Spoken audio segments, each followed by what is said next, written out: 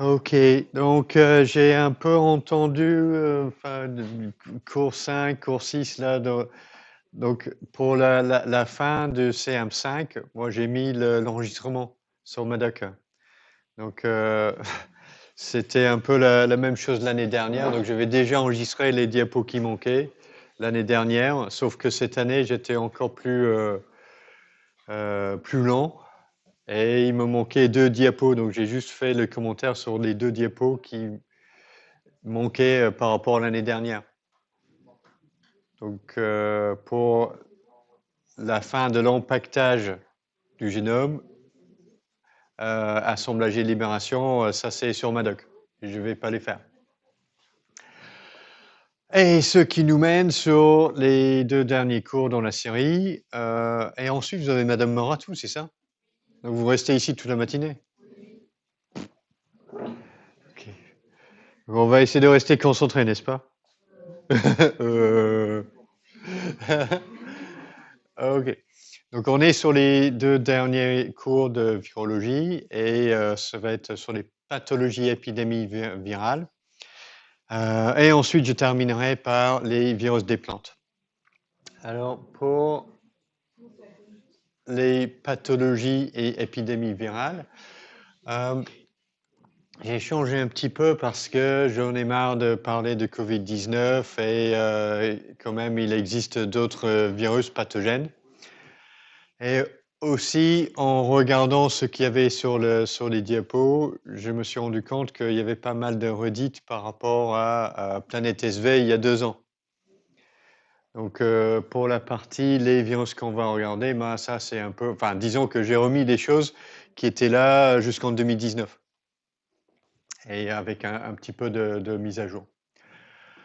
Donc, ce que je vais faire, c'est commencer avec quelques généralités. Donc, ça va être principalement des rappels.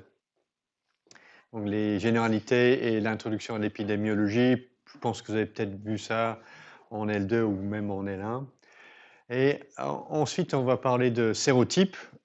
Ça aborde un petit peu l'immunologie, mais c'est essentiel pour comprendre pourquoi on peut être réinfecté par certains virus et pour d'autres non. Et ensuite, je vais parler de 2 virus en particulier, le virus de la poliomyélite et le virus de la grippe, qui posent des problèmes un peu différents. Et je terminerai par les risques constants de zoonose, parce que ça va, la grippe va nous mener sur ce sujet. Ok, donc pour les généralités des infections virales, bon, le virus qui arrive pour nous infecter doit trouver une cellule vivante à infecter. Et c'est pour cette raison-là que la plupart, je pense, des infections virales démarrent sur les muqueuses. Donc soit les muqueuses gastro-intestinales, respiratoires ou génitales. Et le type de muqueuse qui sera infectée détermine la voie d'infection, orale, par voie respiratoire ou par transmission sexuelle.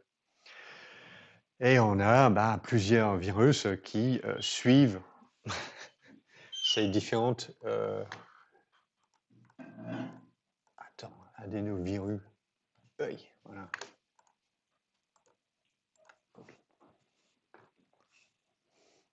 Ces différentes voies d'infection. À côté de ça, on a quelques virus qui peuvent nous infecter sur un site cutané.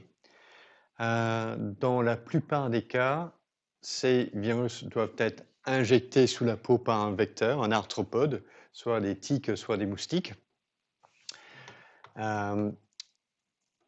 Il existe aussi quelques virus qui peuvent nous infecter directement sur la peau, sur une sorte de micro-abrasion. Si vous avez juste les peaux un peu grattées comme ça, un virus qui arrive par-dessus peut avoir accès à des cellules vivantes sous la couche cornée de l'épithélium de la peau.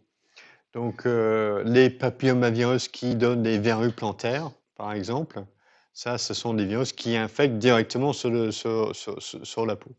Verrues plantaires ou verrues sur les mains. Pareil pour certains poxvirus chez les enfants.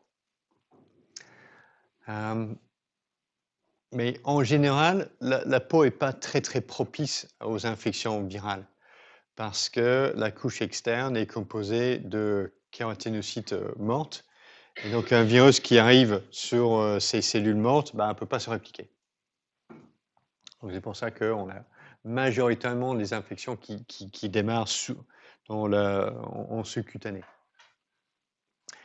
Une autre voie d'infection que tout le monde connaît, c'est l'infection par voie sanguine. L'utilisation de drogues injectables avec le même matériel entre deux personnes, c'est extrêmement efficace pour transmettre un virus d'une personne à l'autre. Transfusion, c'était la source de beaucoup d'infections de VIH, virus de l'hépatite B et virus de l'hépatite C par le passé, avant que les tests de dépistage soient mis en place. Et un peu plus exotique, on peut aussi avoir quelques virus qui se transmettent par greffe d'organes, notamment chez les herpesvirus, le virus Epstein-Barr et le cytomégalovirus sont des herpesvirus qui ont la capacité de rester sous forme latente dans différents types cellulaires. Et notamment, ces deux virus-là, le virus Epstein-Barr et le CMV, restent sous forme latente dans des cellules hématopoïétiques. Donc, les receveurs de greffe de cellules souches hématopoïétiques, par exemple, vont recevoir en même temps, ou peuvent potentiellement recevoir en même temps, ces virus. Et si on a besoin d'une greffe de cellules souches hématopoïétiques, ça veut dire qu'on n'a pas vraiment de système immunitaire le temps que la greffe prenne. Et donc, ces virus-là peuvent donc être transmis à un nouvel hôte et se retrouver chez quelqu'un qui n'a plus de système immunitaire et provoquer des infections qui peuvent être assez graves. La dernière mode de transmission, qui est souvent oublié, mais qui est extrêmement important, c'est la transmission mère-enfant. Donc, on peut avoir la transmission de virus in utero. Ça existe pour le cytomégalovirus. Donc, si une femme enceinte attrape une infection primaire, une primo-infection à cytomégalovirus pendant sa grossesse, le virus peut infecter le fœtus et provoquer soit des fausses couches, la mort du fœtus, ou alors les problèmes de développement chez l'enfant après la naissance. Donc ça, c'est une première cause de surdité congénitale en France. Infection à CMV chez la femme enceinte. Donc, in utero, ça existe pour certains virus. Pour d'autres virus, c'est lors de l'accouchement, notamment pour le VIH ou le virus de l'hépatite B. C'est l'accouchement qui présente le plus grand risque de transmission du virus. Parce que lors de l'accouchement, le bébé qui naît est mis en contact directement avec le sang de la mère ou les sécrétions vaginales qui vont contenir peut-être des titres élevés de virus. Et donc, le bébé peut aspirer ou avaler ces liquides biologiques et s'infecter via la muqueuse buccale. Donc, in utero, lors de l'accouchement, et troisième voie de transmission mère-enfant, c'est par l'allaitement. Donc, le VIH peut être transmis aux enfants par l'allaitement. Donc, ça, c'est un mode de transmission très important. Alors, connaître les modes de transmission, c'est extrêmement important pour mettre en place les mesures de contrôle des infections virales. Parce que si on veut bloquer la transmission et freiner une épidémie, il faut appliquer des mesures adaptées. Donc, ça ne va pas être très efficace pour empêcher une transmission du VIH si on porte le masque. Ça ne va pas fonctionner, ça. Pareil, porter un préservatif, ça ne va pas vous aider à éviter le virus de la grippe. OK? Et pour ces modes de transmission un peu... Bon, évidemment, pour tout ce qui est transmis par les tiques, les moustiques, contrôler le vecteur, ça fait partie de la stratégie de lutte contre ces infections. Transmission mère-enfant, on peut penser qu'on ne peut rien faire pour ça, mais en réalité, oui. Bloquer la transition mère-enfant du VIH, ça vient, ce qui est extrêmement important, c'est de mettre la femme enceinte sous traitement antirétroviral. Comme ça, la charge virale chez la mère va être baissée presque jusqu'à 0. Du coup, il y a beaucoup moins de virus présents dans le sang, présents dans les sécrétions vaginales et moins de transmission à l'enfant. Donc, si on comprend les modes de transmission, on peut faire quelque chose pour bloquer les transmissions et prévenir les infections. C'est pour ça que ça, c'est très important. Alors, une fois qu'on est infecté, qu'est-ce qui va se passer? Soit la réplication virale va rester localisée sur le site initial de l'infection. Donc, on n'aura pas de virémie, c'est-à-dire pas de virus dans le sang. Et ces infections sont majoritairement caractérisées par une période d'incubation courte. La période d'incubation, c'est le laps de temps entre l'infection et l'apparition des symptômes. Donc, par exemple, les rhinovirus vous infectent par les voies respiratoires supérieures, ça provoque des rhumes. Donc, les symptômes sont liés au site de l'infection. Les rotavirus ont une transmission par voie orale et provoquent des gastro-entérites. Donc, les symptômes sont provoqués directement par la réplication de virus sur le site de l'infection.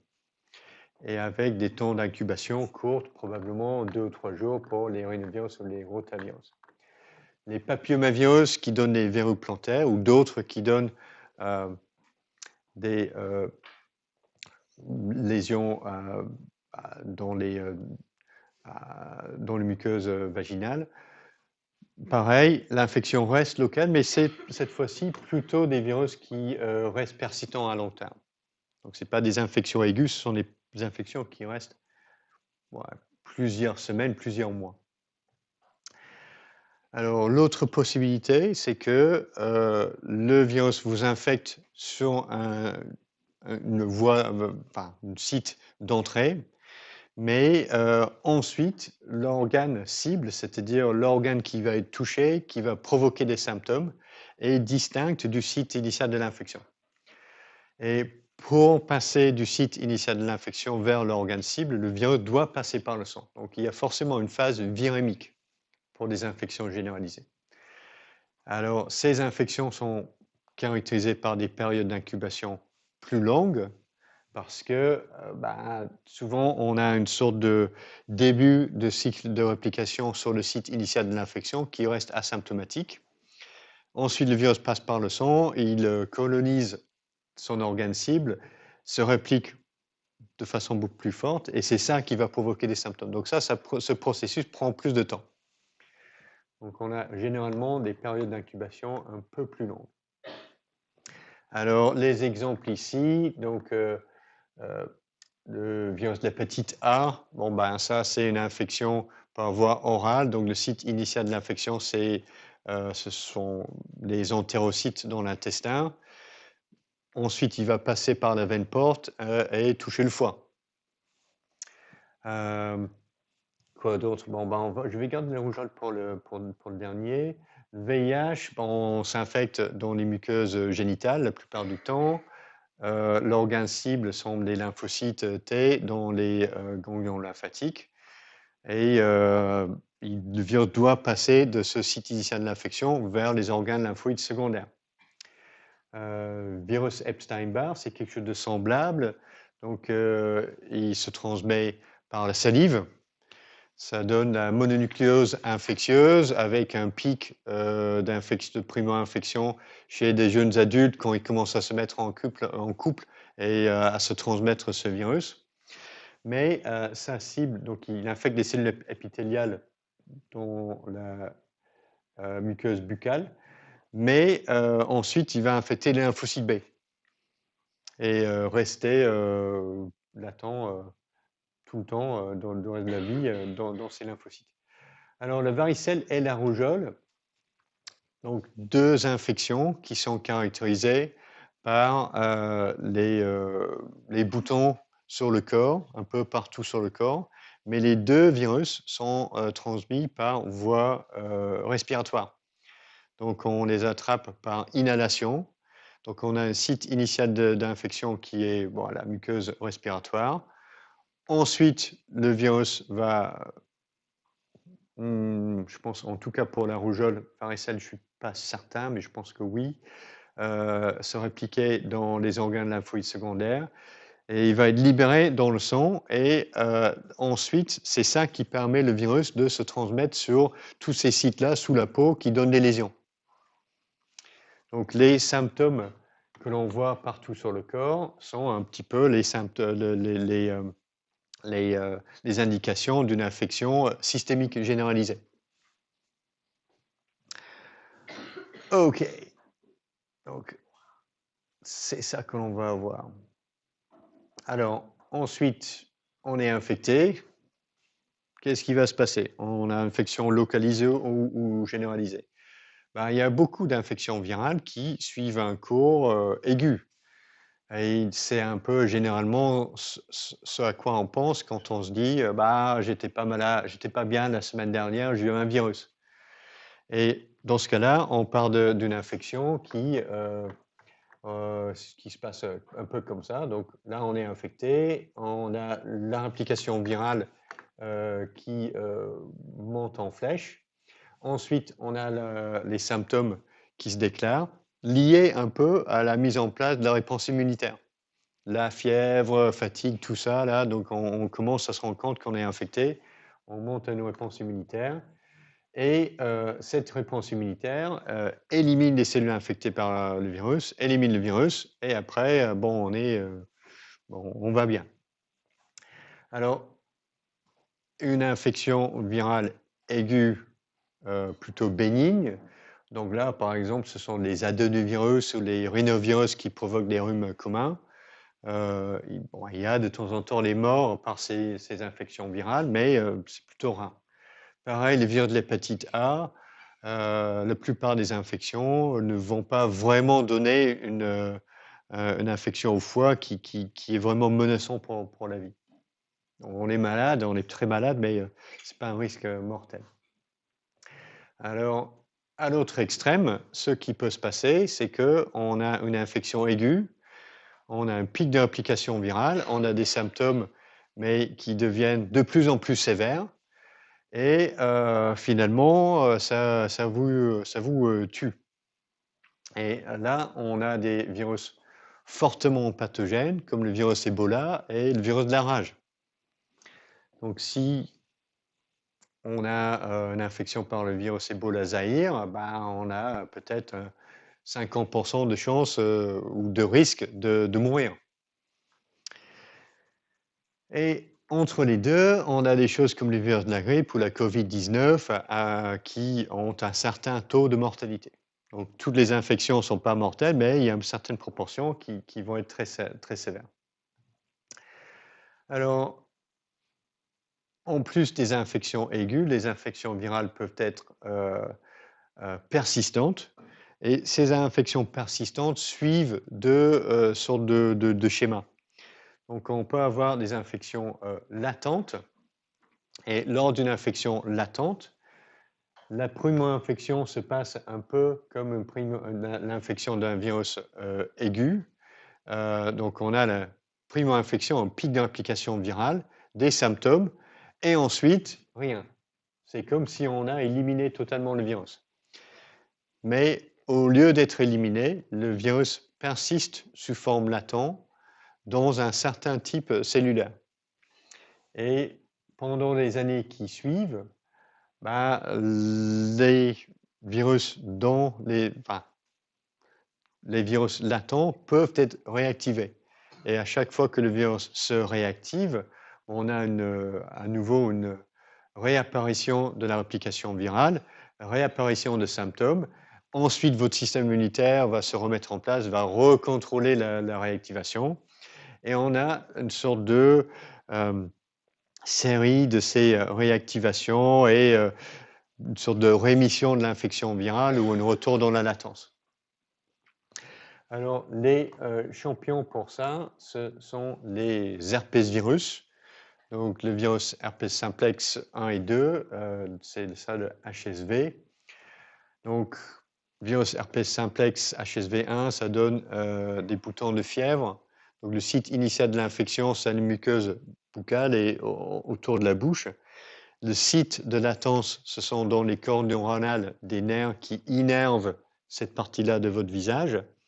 Et donc, dans les cordes neuronales, dans le ganglion trigéminal ou facial, vous avez des virus qui restent sous forme latente. Et périodiquement, il peut être réactivé et sécréter des particules virales là où l'axone de ce nerf va innerver autour de la bouche. Et c'est là où vous allez avoir une réactivation des symptômes. Donc c'est pareil pour le cytomégalovirus, c'est pareil pour le virus Epstein-Barr. Pareil pour la varicelle.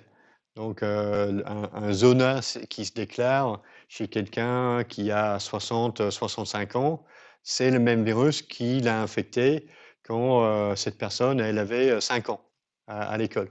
Mais il est resté latent pendant toutes ces décennies et il s'est réactivé lorsque le système immunitaire s'est affaibli.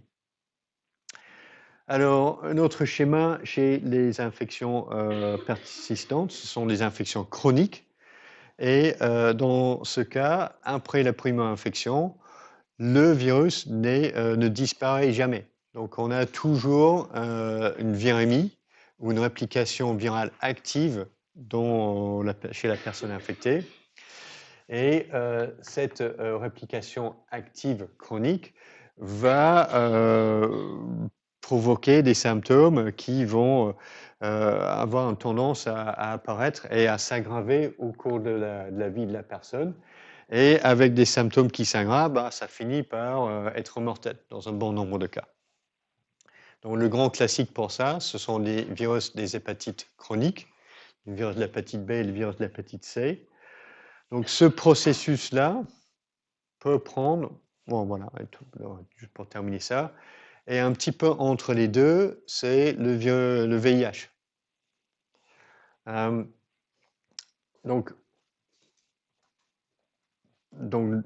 chez les patients qui ne sont pas sous traitement antirétroviral, le VIH est une infection chronique qui a une réplication active persiste tout le temps. Mais il reste sous forme latente dans les lymphocytes T avec un provirus intégré. Donc, si on met quelqu'un séropositif pour le VIH sous traitement antirétroviral, bon, on va bloquer toute cette réplication active, mais on n'élimine pas les formes latentes de virus. Donc, quand on arrête le traitement, bon, on a ça, on a une réapparition de la réplication. Donc, c'est pour cette raison-là qu'on ne peut pas guérir l'infection par le VIH. Tandis que pour le virus de l'hépatite C, oui, on a des traitements curatifs. Alors, ce processus-là d'infection chronique menant à des symptômes de plus en plus sévères et jusqu'à la mort, ça prend du temps. Donc, c'est des années ou des décennies. Donc, quelqu'un avec une hépatite C chronique non traitée, probablement la médiane pour progresser de l'infection vers une cirrhose et une hépatocarcinome, c'est quelque chose comme 20 ou 30 ans, quoi, la médiane. Et quelqu'un qui a une hépatite C chronique, non traitée, il a à peu près 50% de risque d'être tué par son virus d'hépatite C. Et les autres 50% des décès, c'est juste maladie cardiovasculaire, accident de la route et les autres causes de décès comme dans la population générale. VIH, médiane entre l'infection et une sida clinique, quelque chose comme 7 à 10 ans si on n'a pas de traitement antirétroviral. Voilà, je pense que cette médiane, c'était 7 ans. Donc, processus lent, mais avec des dégâts qui s'accumulent. OK, donc ça, c'est un peu caractéristiques générales des infections virales. Donc là, on va faire un peu l'épidémiologie et l'épidémiologie des infections aiguës. Donc ça va être un peu une redite de ce qu'on a vu il y a 2 ans. Donc je vais aller peut-être un peu rapidement. Alors, l'idée, c'est que on va modéliser notre population comme étant composée d'individus qui sont soit susceptibles à l'infection, c'est-à-dire personne n'a été infecté, personne n'a d'immunité. Donc c'est ça, on est susceptible. Si on est infecté, ou on dit on est exposé à l'infection, et ensuite les gens qui sont exposés vont devenir infectés et infectieuses. Et c'est quelqu'un qui est infecté et infectieuse qui peut transmettre l'infection à de nouvelles personnes. Et puis à la fin, bon, soit on va mourir, soit on va récupérer de l'infection, et à ce moment-là, on aura acquis une immunité. Donc ce qui se passe dans une population de 100 individus, merveilleusement modélisée par cette carré de 10 en 10, de 10 fois 10, on démarre notre épidémie virale avec une personne qui est exposée à l'infection. Elle devient infectieuse et elle transmet l'infection à 3 autres personnes, ses 3 voisins. Et ensuite, ces 3 personnes vont devenir infectieuses, transmettre le virus à leur tour, et notre première personne infectée récupère et devient résistante à l'infection. Et on continue comme ça, et petit à petit, l'infection se répand dans la population, jusqu'à ce qu'en fait, tout le monde a été infecté et tout le monde devient résistante ou acquiert une immunité contre cette infection. Et si on met ça sur une sorte de graphique avec le nombre de personnes, le nombre d'infections nouvelles, le nombre d'infections totales et les infections guéries par cycle de transmission, ça nous donne ça. La courbe bleue, c'est une pic épidémique. Et à la fin de notre épidémie, toute la population a été infectée et tout le monde devient résistante. Donc ça, c'est un modèle, les modèles SEIR, qui permettent de comprendre la vitesse de transmission dans les populations et ce qui va se passer dans une épidémie. Et une chose qui est importante à saisir, c'est que quand on arrive, cette courbe-là est plutôt symétrique. C'est-à-dire sur la pente descendante, on a autant d'infections que sur la pente montante. Donc quand on arrive au pic d'une épidémie, bon, c'est-à-dire on a passé à peu près la moitié, quoi. Donc on aura autant d'infections et autant de décès que dans la pic qui monte. Alors, ça, ces modèles-là sont valables pour comprendre ce qui va se passer lorsqu'on a une infection aiguë qui est suivie d'une immunité durable. Parce que les gens deviennent résistantes ou récupérées de l'infection et ne peuvent pas être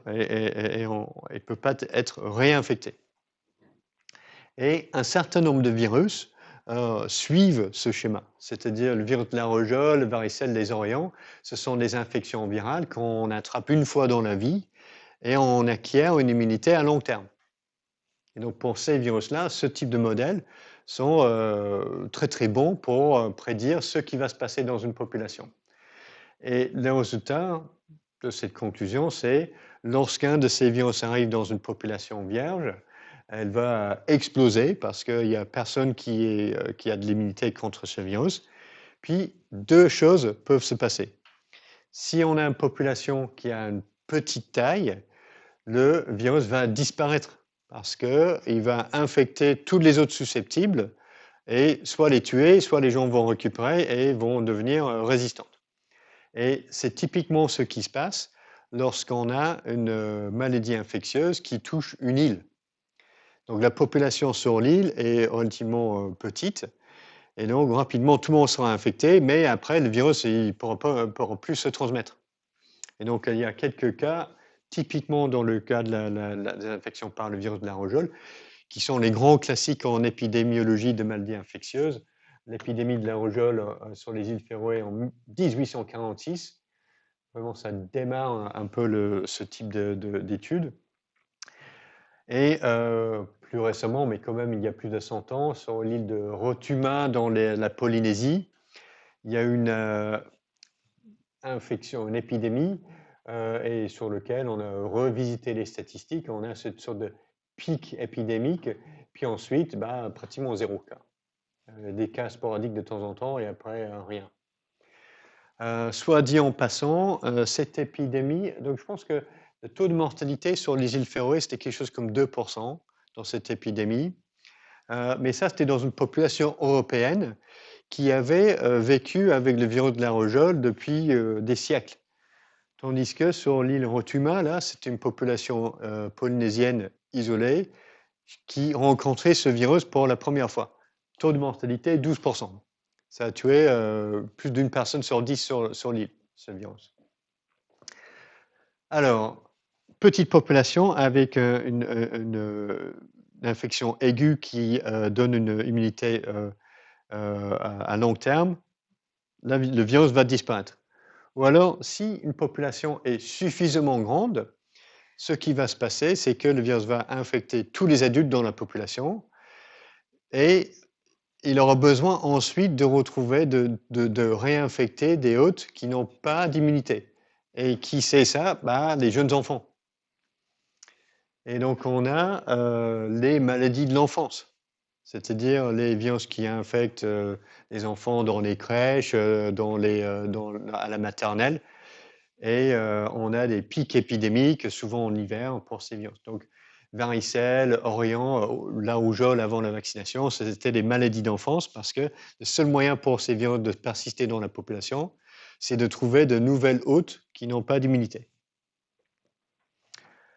OK, donc une autre chose qui sort de ces modèles SEIR, c'est le taux de reproduction du virus, la statistique R. Et ce qui est important, c'est le taux. Donc R, il peut être différent à différents moments de l'épidémie. Mais le chiffre qui indique à quel point un virus est fortement transmissible est le taux au tout premier cycle d'infection, le R0. Donc ici, dans mon super modèle, la première personne qui était infectée a transmis le virus à 3 autres personnes. Donc mon statistique R0 était égal à 3. Alors, c'est important de calculer ou de connaître ce chiffre parce que si par des mesures de prévention de transmission, on peut diminuer le R à un chiffre inférieur à 1, l'épidémie s'éteindra. Pourquoi? Parce que si pour chaque personne infectée, le virus se transmet à juste 0,5 personnes, à chaque cycle de reproduction du virus, on aura de moins en moins de personnes infectées et le virus va disparaître. Alors, connaître le R0 nous indique combien de transmissions il faut empêcher pour que le R diminue à une valeur moins de 1. Donc ça, c'est important à connaître. Donc pour le SARS-CoV-1, c'est-à-dire en 2002-2003, on avait estimé le R0 à quelque part entre 2 et 3. Et donc pour juguler l'épidémie, il fallait bloquer 50 à 67% des infections. Pas trop difficile. Pour la variole, on avait un R0 estimé entre 5 et 10, donc il faut bloquer plus de 80-90% des transmissions. Pour la rougeole, c'est le virus qui est probablement la plus contagieuse que l'on connaisse, le plus contagieux, et son R0, 15 à 18. Donc une personne infectée ici dans la salle, là, s'il y avait personne avec de l'immunité, quinzaine de nouvelles infections. Et dans ce cas-là, il faudrait bloquer 95-80% des transmissions pour juguler l'épidémie. Donc là, c'est impossible de faire ça. On peut se laver les mains, porter un masque, tout ça, là, mais on ne peut pas bloquer une infection, une épidémie de la rougeole par ces mesures de contrôle. C'est que la vaccination qui peut être efficace. Alors, pour le SARS-CoV-2, donc au début de l'épidémie en 2020, il y avait diverses études qui essayaient de mesurer ça. La médiane des études était estimée à 2,8, mais je pense que c'est une sous-estimation là, parce que le SARS-CoV-1, qui avait une R0 à ce niveau-là, bon, il était plus facile à contenir que le SARS-CoV-2. Le SARS-CoV-1 n'est pas devenu une épidémie, une pandémie. Donc moi, je pense que probablement on était dans les zones de 5 pour SARS-CoV-2. Et c'est pour ça que le virus a donné la pandémie. Alors R0, très important pour l'épidémiologie de maladies infectieuses. Un autre chiffre qui est très important à connaître, c'est un peu la pathogénicité d'une infection virale qui est traduit par le CFR et le IFR. Donc le CFR, c'est le nombre de cas mortels divisé par le nombre total de cas cliniques. Et l'IFR, c'est le nombre de cas mortels divisé par le nombre total d'infections. Ce n'est pas la même chose. Et souvent, le CFR, c'est beaucoup plus facile à mesurer que l'IFR. Parce que les personnes avec une infection asymptomatique, on ne les détecte pas la plupart du temps. Les cas cliniques, bah ça, on peut les compter. Donc, on a la plupart du temps des informations sur le CFR, pas forcément sur l'IFR. Et donc, si on regarde différents types d'infections virales, le virus Ebola Zaïre, dans l'épidémie 2014-2016 en Afrique de l'Ouest, a fait pratiquement 30 000 cas, plus de 11 000 décès, et le CFR, à peu près 40%. La variole, avant sa disparition, on considérait que le CFR était de 30%. On a souvent ce chiffre-là. Moi, j'ai un doute sur c'est pas la validité, mais j'ai un doute sur ce que ça veut dire vraiment. Parce que ça, c'était une série de cas de patients admis à l'hôpital. Donc, c'est déjà des gens qui sont très malades et les cas moins sévères, ils ne sont pas comptés dans le nombre total ici. Donc, c'est un cas grave, 30% de risque de décès. Alors, la rougeole a une forte épidémie dans la République démocratique du Congo en 2019, 300 000 cas, 6 000 décès, un taux de mortalité CFR de presque 2%. Et aussi la grippe saisonnière, ça va être important, c'est un virus qui circule tous les ans. Pendant la saison 2018-2019, donc c'est la dernière avant la Covid, là, on considérait qu'il y avait peut-être 1,8 million de cas cliniques, syndrome grippal présentant chez le médecin, 8 000 décès, donc le CFR 0,45%, donc non négligeable. Alors, donc voilà, ça c'est à quel point un virus est mortel. OK. Et deux autres indicateurs pour comprendre l'impact qu'a une infection dans une population, c'est la prévalence et l'incidence. Donc la prévalence, c'est le nombre ou la proportion de personnes qui sont infectées à un temps donné. Et l'incidence, c'est le nombre de nouveaux cas par unité de temps. Donc ça peut être par semaine, par mois ou par année. Bon, l'attack rate, c'est la proportion totale de la population qui va être touchée à la fin d'une vague épidémique. Alors, incidence et prévalence peuvent être très différentes, surtout pour les infections qui sont chroniques ou latentes. Parce qu'on peut avoir une très forte prévalence, mais avec relativement peu de nouvelles infections par an. Donc ça, c'est le cas pour le VIH, par exemple. Donc en Afrique du Sud, on considère qu'il y a presque 20% de la population qui est séropositif pour le virus, donc la prévalence 19%, mais tous les ans, on a 0,4% de la population qui est infectée à nouveau. Donc ça, c'est vraiment une infection très préoccupante, toujours en Afrique du Sud, en Afrique australe de façon générale. Royaume-Uni, c'est un peu comme ça, les mêmes chiffres en France, ça doit être à peu près ça. Séroprévalence, 0,2% à peu près, et le nombre de nouvelles d'infections nouvelles, vraiment très très peu, en réalité, par rapport à la taille de la population. Attendez, qu'est-ce que je peux faire pour ça, je peux rien faire. Ah, voilà, il est parti. OK. Donc, ça, ce sont nos indicateurs épidémiologiques. Alors, pour la suite, une notion qui va être importante, c'est ce sont les sérotypes d'un virus.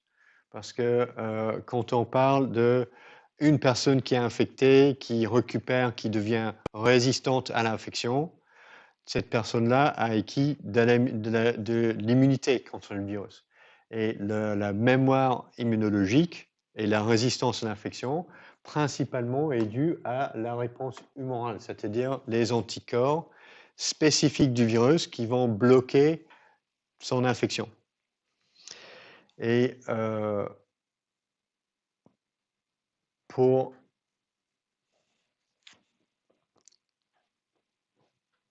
bon nombre de virus, si on est infecté une fois, on génère des anticorps contre le virus et on résiste pour le reste de notre vie ou au moins pour plusieurs décennies de nouvelles infections. Et ça, c'est le cas pour toutes ces infections-là. Donc, on a une infection que j'ai appelée ponctuelle ici. Donc, on les attrape une fois, on acquiert une résistance à long terme.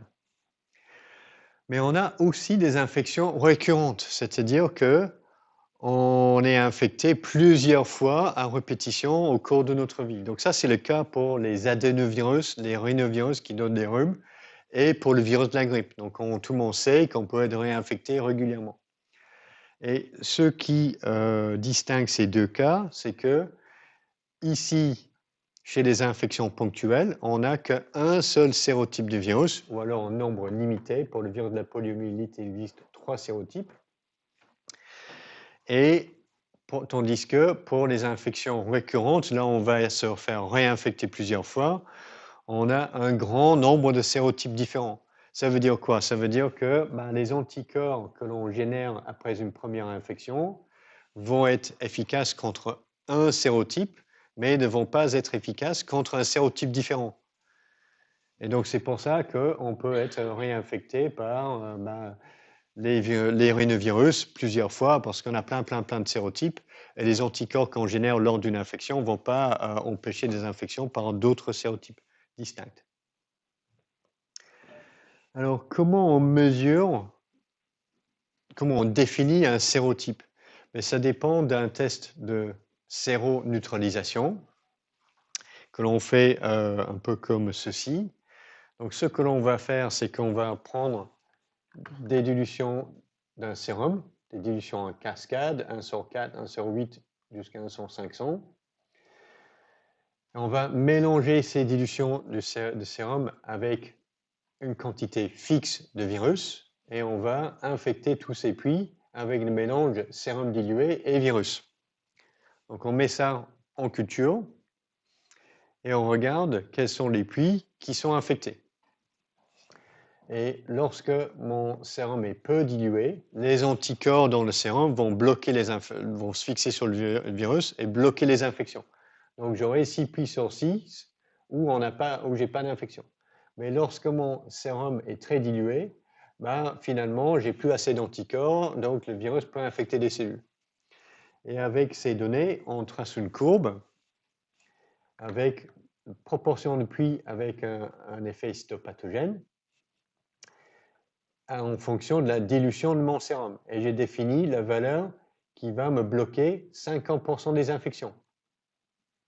Donc ça va être 10, 20, 30, 40, quelque chose comme ça. Donc ici, j'ai un titre neutralisant de 1 sur 40. La dilution de 1 sur 40 bloque 50% des infections. OK, donc ça, c'est un sérum où j'ai mon titre neutralisant. Alors, pour les sérotypes, ce qu'il faut imaginer, c'est que j'ai le même sérum, mais j'ai 2 souches de virus différents. J'ai la souche A et j'ai la souche B. Et je prépare une série de dilutions de sérum. C'est le même sérum, mais avec 2 souches de virus différents. Alors ici, pour le virus A, à une certaine dilution de sérum, je bloque les infections. Mais pour la souche B, quelle que soit la dilution de mon sérum, le virus peut infecter des cellules. Et ça veut dire que les anticorps qui sont spécifiques du virus souche A ne peuvent pas bloquer l'infection par le virus de la souche B. Et donc, on a deux sérotypes neutralisants distincts. D'accord? Donc, voilà. Ouais, c'est le moment de faire une petite pause là. Je vous propose cette question. Et après, je vais reprendre.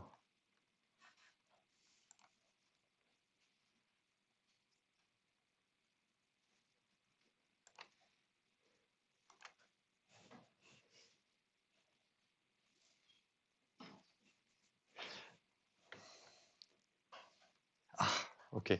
Effectivement, c'est là où je me rends compte que j'ai pas mal de choses que j'ai pas dit.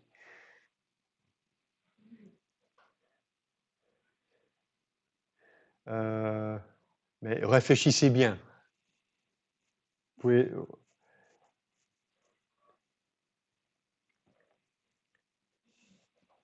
imaginer une réponse sensée, en tout cas.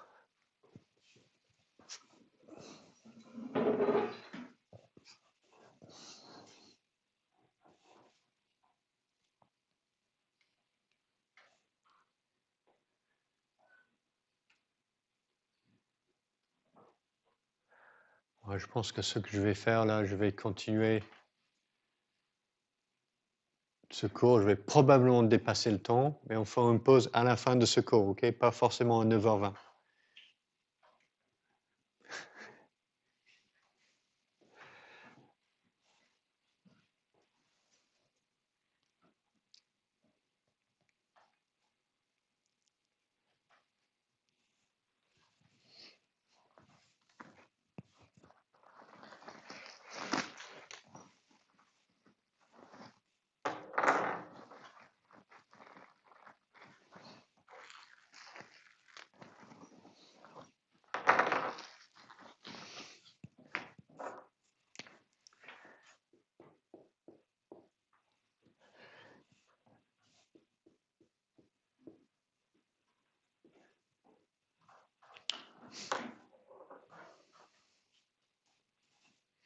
Ok, j'ai quelques réponses, on va avancer avec ça. Donc, alors, qu'est-ce que vous avez mis là?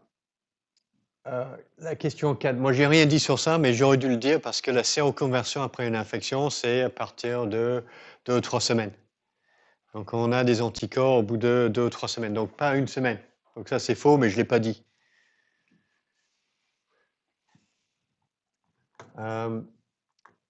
Il se fixe sur la capside des virus non enveloppés, ça c'est pas correct. Et donc la plupart qui avaient réfléchi à la question, vous avez donné la bonne réponse. Donc il faut se souvenir que pour un virus enveloppé, ce sont les glycoprotéines d'enveloppe qui vont se fixer sur les cellules de l'hôte. Donc la capside d'un virus enveloppé n'est pas vraiment accessible aux anticorps. Donc la question 1, c'est la réponse 1, elle n'est pas correcte. Donc c'est vrai pour les virus nus, ce n'est pas vrai pour les virus enveloppés. Un anticorps neutralisant doit empêcher la fixation de virus à son récepteur. Dans la plupart du temps, c'est vrai. C'est le mode majeur de neutralisation. Donc l'anticorps va se fixer quelque chose soit sur la capside, soit sur les glycoprotéines de surface. Et c'est ça qui va empêcher le virus de se fixer sur son récepteur. 3, personne n'a choisi ça, mais oui, c'est vrai. 1 sur 100 000, c'est un fort titre parce que c'est un titre fort d'anticorps neutralisant. Pourquoi? Parce que, regardez, si dans cet exemple-là, si j'ai beaucoup d'anticorps dans le sérum ici, là, je vais bloquer l'infection à une plus forte dilution. Donc un titre fort, 100 000, c'est un titre fort, 1 sur 100, c'est un titre faible. D'accord? Donc ça, c'est important à saisir, ça. C'est pour ça que la question était là. OK. Donc, en termes de mécanisme d'anticorps neutralisant, OK. Donc pour cette histoire de titre fort ou titre faible, Donc, il faut imaginer combien j'ai d'anticorps dans mon sérum par ml.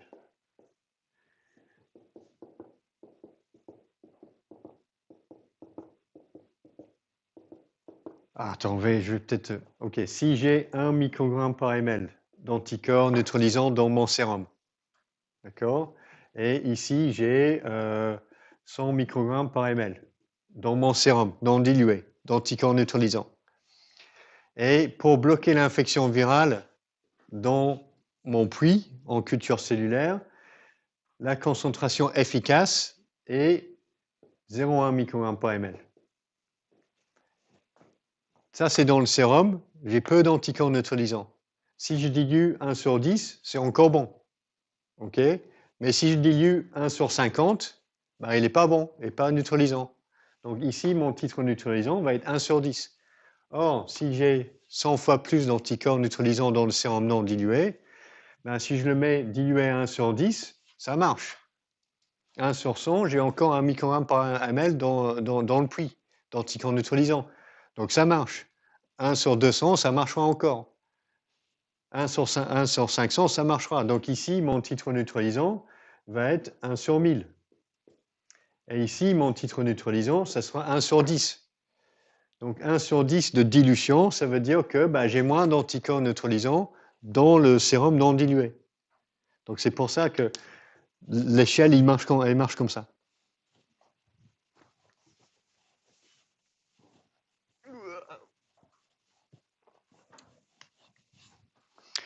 OK. Alors, mécanisme d'anticorps neutralisant, effectivement, le mécanisme le plus efficace, c'est l'anticorps va se fixer sur la surface de la particule virale et bloquer ses interactions avec le récepteur, le co-récepteur. Et il y a d'autres mécanismes pour d'autres types d'anticorps neutralisants. Leur importance pour résister à des infections, c'est qu'ils peuvent prévenir des infections, parce que si on a des IgA sur les muqueuses, dès que le virus arrive sur les muqueuses, il ne peut pas infecter la toute première cellule. Donc ça, c'est très très bon. Et les IgG peuvent être de haute affinité. Et donc même à des petites concentrations, ils vont être efficaces. Un autre truc, c'est que tous les anticorps ne sont pas forcément neutralisants. Il y a des sites sur des particules virales ou sur les glycoprotéines d'enveloppe où les anticorps peuvent se fixer, mais ça ne va pas bloquer l'infection. Donc on peut être séropositif pour une infection virale et pas avoir un taux d'anticorps neutralisant très très fort. OK, donc on va arriver vers un ou deux exemples, et puis avant de terminer avec les zoonoses. Donc, le premier exemple, c'est la poliomyélite. Donc, comme on a vu dans les cours, il s'agit d'un picornavirus, petit virus à ARN brun plus non enveloppé, qui va nous infecter par la muqueuse gastro-intestinale. Donc, c'est un virus qui est transmis par l'eau ou par voie fécale-orale. Et il installe la primo-infection dans l'épithélium, chez les entérocytes. Et dans 95% des cas, on a une infection asymptomatique. Le virus sera sécrété et excrété dans les selles. Et on ne sait même pas qu'on est infecté. Il ne provoque même pas une gastroentérite, ce virus. Mais dans une minorité des cas, environ 5% des cas, au bout de 1 ou 2 semaines, on a des symptômes mineurs, c'est-à-dire fatigue, peut-être un peu de fièvre, et on a quelques indications qu'on a une infection un peu plus systémique et avec une première virémie. Ensuite, une partie de ces infections-là peuvent progresser vers une phase méningitique,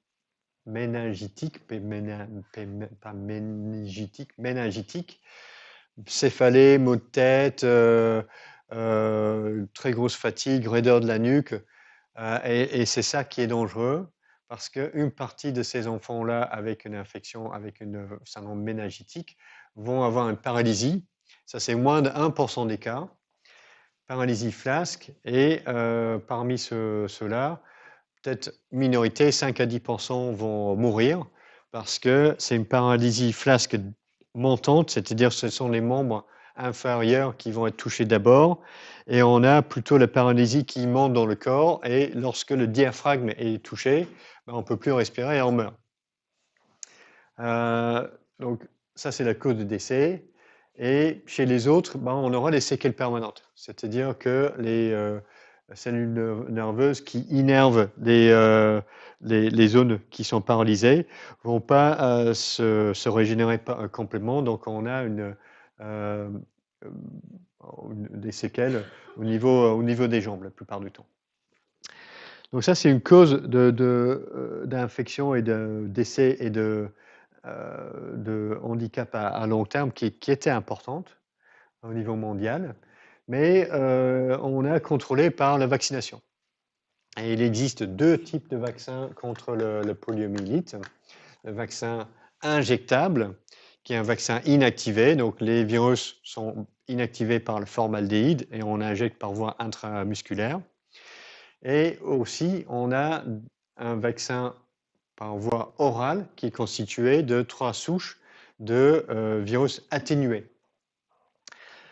Alors, ce qui est utilisé dans les grandes campagnes dans les pays pauvres, c'est le vaccin en voie orale, l'OPV, tandis que ici, on est tous vaccinés avec l'IPV, le vaccin antipoliomyélitique injectable, parce qu'on le combine avec d'autres vaccins. Donc, on va avoir ça avec le DT pentacoque plus en vaccin antipoliomyélitique, dont le schéma vaccinal pour les enfants. Alors, l'avantage un petit peu des vaccins par voie orale, l'OPV, c'est qu'on acquiert une immunité à la muqueuse, c'est-à-dire les personnes vaccinées génèrent des IgA dans l'intestin, ce qui n'est pas le cas pour l'IPV. Donc l'IPV, on génère des IgG de haute affinité. Donc en fait, une fois qu'on a eu l'IPV, on peut être infecté, mais on n'aura jamais ces symptômes majeurs parce que le virus ne pourra pas vraiment installer cette infection systémique qui est nécessaire qui est un préalable pour les formes les plus graves. Donc si on a l'IPV, on peut être infecté, mais on aura toujours une infection asymptomatique. Tandis que pour l'OPV, on peut bloquer vraiment les infections et la transmission. Donc ça, c'est l'avantage des OPV. Le grand problème, c'est la possibilité de la réversion.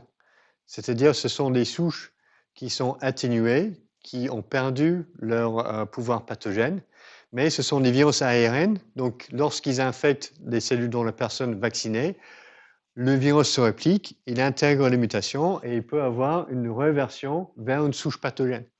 Et ça, c'est vraiment le gros problème actuellement. Alors, ces souches atténuées, comment on a fait pour les obtenir?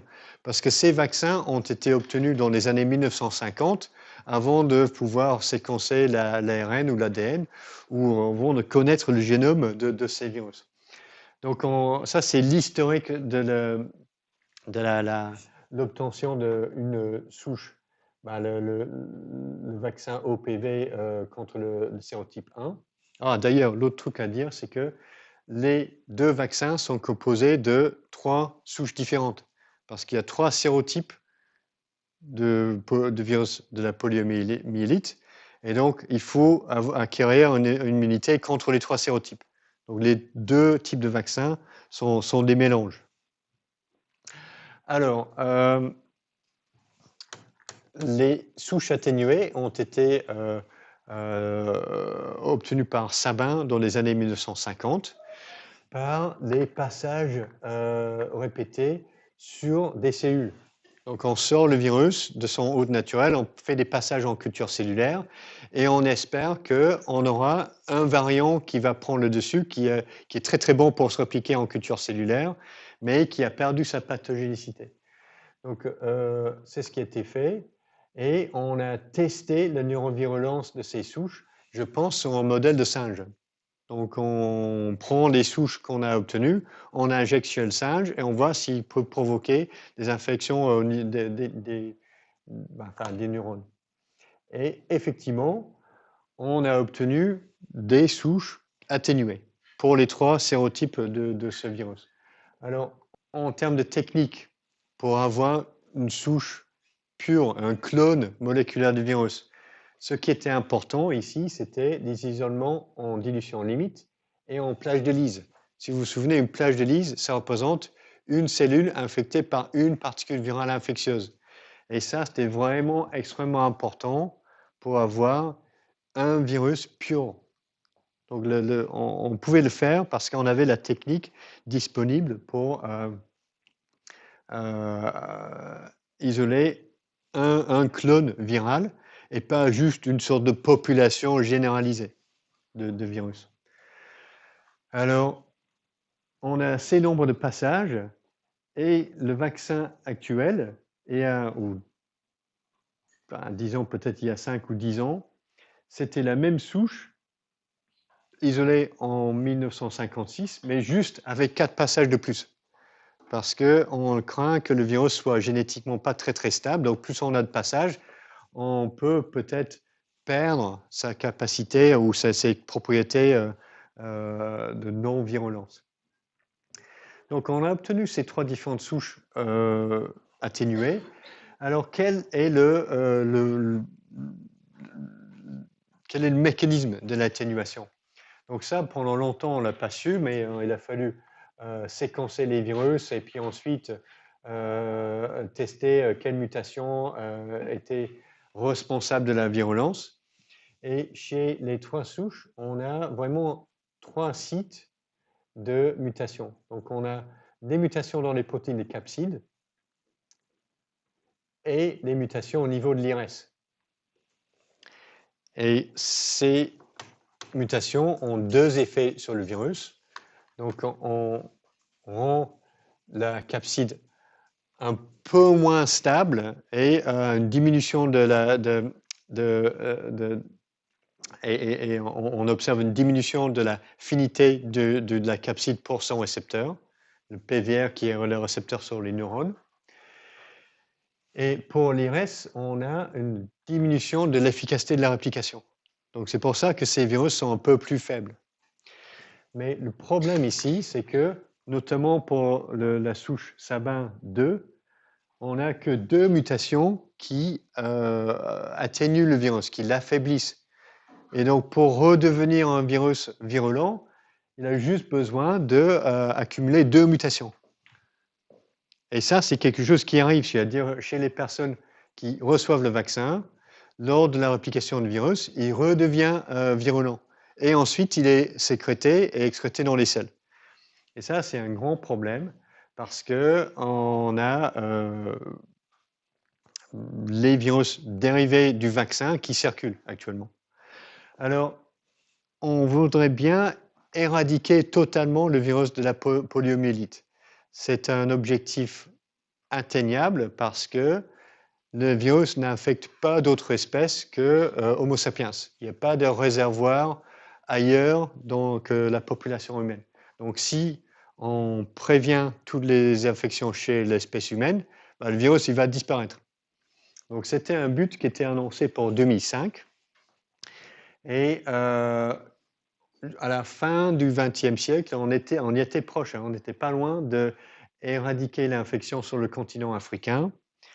Mais ce qui s'était passé, c'est que dans le nord de Nigeria, on a eu, vous savez que c'est une zone qui est contrôlée par les islamistes et qui ont pensé que la vaccination, c'était un complot pour stériliser les gens. Et qu'ils ont dit, voilà, il faut refuser la vaccination, ou ils ont empêché la vaccination d'avoir lieu.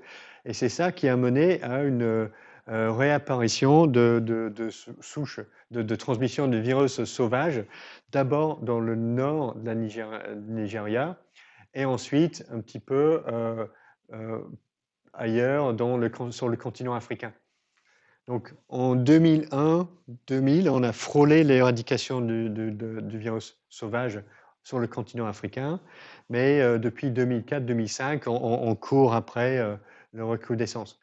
Mais ce n'est pas juste une question d'idéologie ou de fausses idées. Le fait est que cette région-là est très instable et c'est très, très difficile pour des équipes de santé publique d'y avoir accès.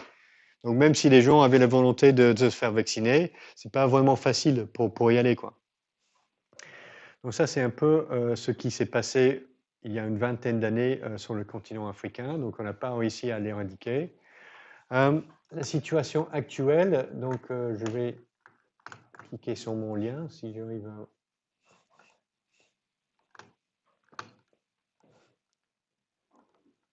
Donc, c'est ça la situation actuelle. Donc, avec le continent africain pratiquement indemne de transmission de virus sauvages, quelques cas de virus sauvages sur la zone frontalière entre Afghanistan et le Pakistan. Et en fait, tous ces points-là, c'est quoi? Ce sont les souches dérivées de vaccins, soit de sérotype 2. Non, je sais pas si j'arrive à lire ça. Non, non. Oui, de sérotype 1 ou de sérotype 2. Donc, ce sont les revertants dérivés des souches vaccinales qui sont excrétés et puis ensuite circulent comme des virus sauvages maintenant. Et donc ça, c'est un vrai problème pour toutes les campagnes d'éradication parce que l'OPV ou les OPV qu'on a utilisés jusqu'à présent en tout cas ont cet énorme problème de réversion vers la virulence et acquièrent la capacité de provoquer des paralysies et maintenir la circulation d'un virus pathogène. Alors, ça, c'est vraiment l'enjeu maintenant, c'est comment éradiquer ce virus. Et une des questions, c'est comment on va savoir si on l'a éradiqué. Donc, il y a deux éléments dans les campagnes de surveillance. Donc, on a une surveillance clinique, c'est-à-dire qu'il faut être capable de détecter les cas de paralysie flasque chez les enfants. Et donc, si vous avez zéro couverture de santé dans votre pays, vous ne pouvez pas vraiment les détecter.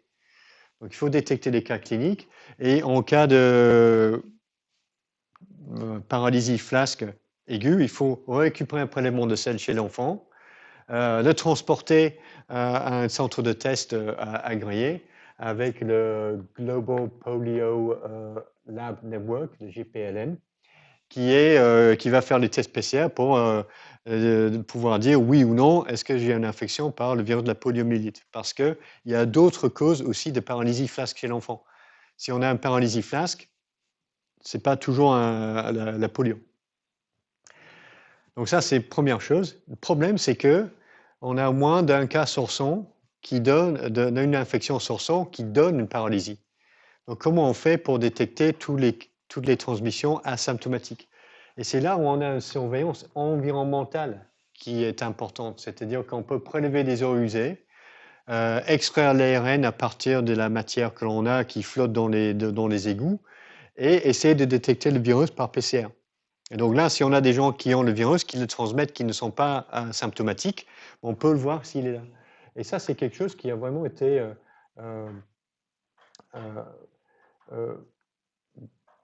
pas 2021, 2001, okay, qui était, les Indiens étaient les pionniers là, sur ça, à Mumbai, avec différentes zones où des gens ils avaient prélevé des eaux usées ici, là, sur les sortes de petites rivières où les gens, ça passe, les toilettes, ça déverse direct là-dedans. Ils ont prélevé les eaux, ils ont fait des tests PCR, et à chaque fois qu'on a un point ici, c'est un résultat positif. Et les lignes ici, ce sont les nombres de cas cliniques. Donc, on a des positifs dans les eaux usées avant d'avoir le pic épidémiologique. Donc, on peut suivre la présence du virus, même quand ce sont des infections silencieuses. Donc, ça, c'est un point important. Donc, si on fait ça, on peut savoir à la fin si ce virus est éradiqué ou pas.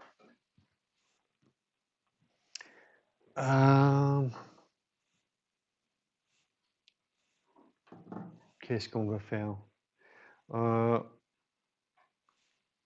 Je vais peut-être faire une pause là.